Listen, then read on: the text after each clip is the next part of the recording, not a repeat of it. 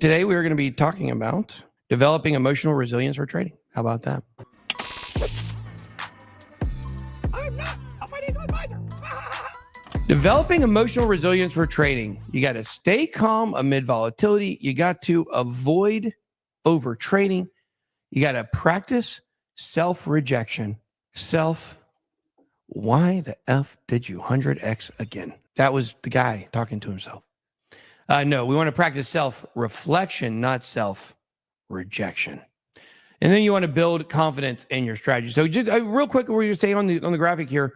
When it comes to staying calm amid volatility, like one thing you've got to do is you've got to like learn how to embrace the market swings, because the market swing violently all the time.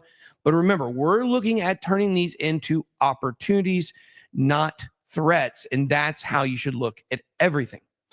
Avoid over trading. What does this mean? Of course, well, everybody's done this if you've been a trader before.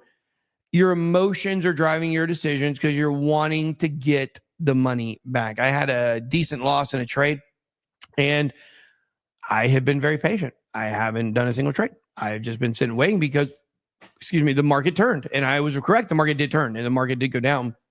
And I'm not 100% confident that we have bottomed yet. We might have, but I'm not 100% confident. It makes a lot of sense that we have, so that in the future, actually, wouldn't we want to?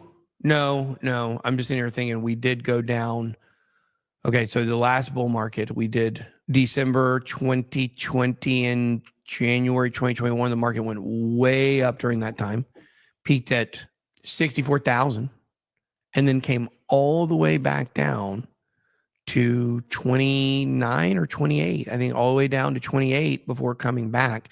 So, if you want to sit here and say that you think that a lot of these numbers, it's not going to go this low, it's not going to do this, it's not going to do this, it can. But the big thing I'm looking at that is we did make lower lows on the midpoint of the bull run. So we had not been below, 38K, I think, or somewhere thereabout since like February, maybe, or it's just February. This was now, I guess it was April. Yeah, April when it was the peak or whatever for Coinbase. And then the market went all the way back down, all the way down to 28. Now, you will set a lower low in the actual bear market. So it is it's not like, we're making higher highs. Oh, now we've made a lower low. Like we're in big trouble now. Like, no, not necessarily. Not necessarily, because in 2 of the 3 completed bull runs, we've seen a double pattern where it's 2 different significant parts to the bull run. 2017 was continuous up pretty much. Then we've got, you want to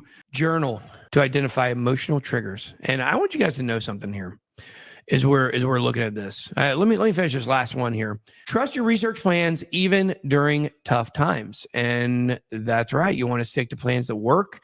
You want to avoid times they're not working in. Does that make sense? There are strategies that work.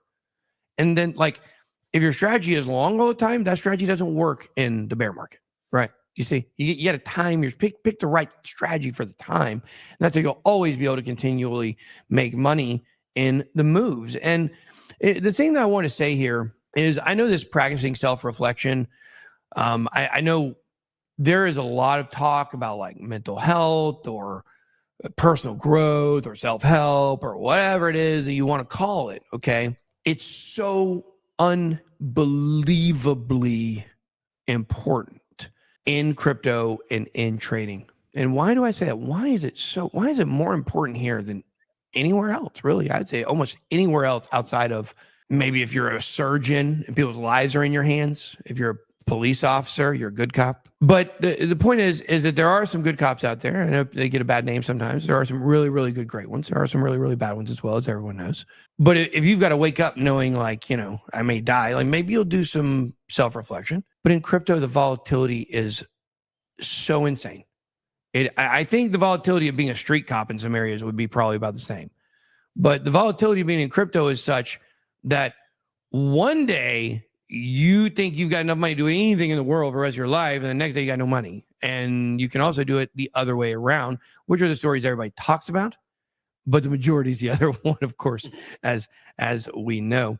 Not because everybody loses money in crypto. Everybody loses money in crypto once.